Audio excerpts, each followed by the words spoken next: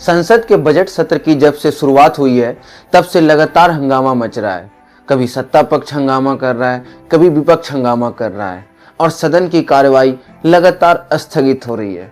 बात करें हंगामे की शुरुआत की तो राष्ट्रपति के अभिभाषण के बाद जब राहुल गांधी ने अपना पक्ष रखना स्टार्ट किया था तो अपने पक्ष रखने के दौरान उन्होंने पूर्व सेना प्रमुख जो मनोज नारावाने जी हैं, जो 2019 से लेकर 2022 तक सेना प्रमुख रहे थे, उनके द्वारा लिखी गई एक किताब है 4 स्टार ऑफ डेस्टिनी।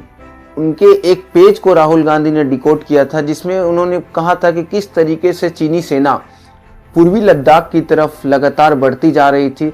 इस स्थिति को देखते हुए उन्होंने अजीत डोभाल जी को फ़ोन किया, जयशंकर जी को फ़ोन किया, राजनाथ सिंह जी को फ़ोन किया, लेकिन किन्हीं की तरफ से ऐसा कोई बयान नहीं आया कि करना क्या, उस समय क्या डिसीजन लेना है।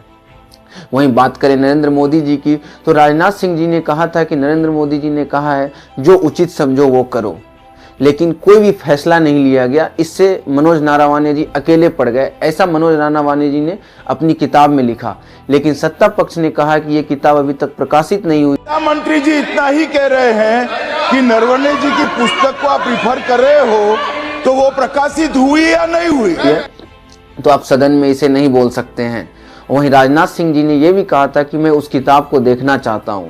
तो इसी बीच राहुल गांधी जब अगले दिन संसद में आए थे तो संसद के बाहर उन्होंने 4 स्टार ऑफ डेस्टिनी की किताब को सभी को दिखाया कि ये वो किताब है और मैं इन्हें सत्ता पक्ष को देने जा रहा हूं ताकि वो लोग इस किताब को देखें और अपनी गलती को जाने कि देश को क्या नुकसान हुआ है। दोस्तों, ये राहुल गांधी की बात थी। लेकिन जब इस चर्चा पे सत्ता पक्ष अपना बात रखना स्टार्ट किया तो निशिकांत दुबे ने अपना, जो बीजेपी के सांसद है, उन्होंने अपनी बात को रखी। लेकिन उन्होंने इस मुद्दे के बजाय फिर से बीजेपी अपने तौर तरीके से पहुंच गई पास्ट पे और नेहरू अय्यास हैं, नेहरू ये हैं, नेहरू वो हैं। जब पाकिस्तान का बंटवारा हो रहा था, भारत का बंटवारा हो रहा था पाकिस्तान से, तो नेहरू अय्यासी कर रहे थे, उन्हें देश के मुद्दे से कोई मतलब नहीं है। दोस्तों, सोचने वाली बात है, राहुल गांधी ने जो सवाल उठाया उसका जवाब बीजेपी की तरफ से नहीं आया कि वो किताब है लेकिन प्रकाशित क्यों नहीं की गई।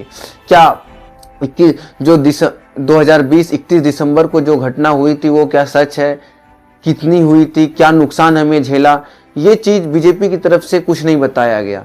लेकिन नेहरू अय्यास हैं ये जरूर बताया जा रहा है। हमेशा पास्ट पे चर्चा कर बीजेपी माइंड को डाइवर्ट करती है, मुद्दे को डाइवर्ट करती है। दोस्तों, क्या ये करना सही है? क्या राहुल गांधी ने जो सवाल उठाया उस पर जवाब बीजेपी को नहीं देना चाहिए? क्या देशवासियों को ये जानने का हक नहीं है कि 31 दिसंबर 2020 को चीनी सेना ने भारत के साथ क्या किया था? आपको क्या लगता है दोस्तों? कमेंट में जरूर बताएं।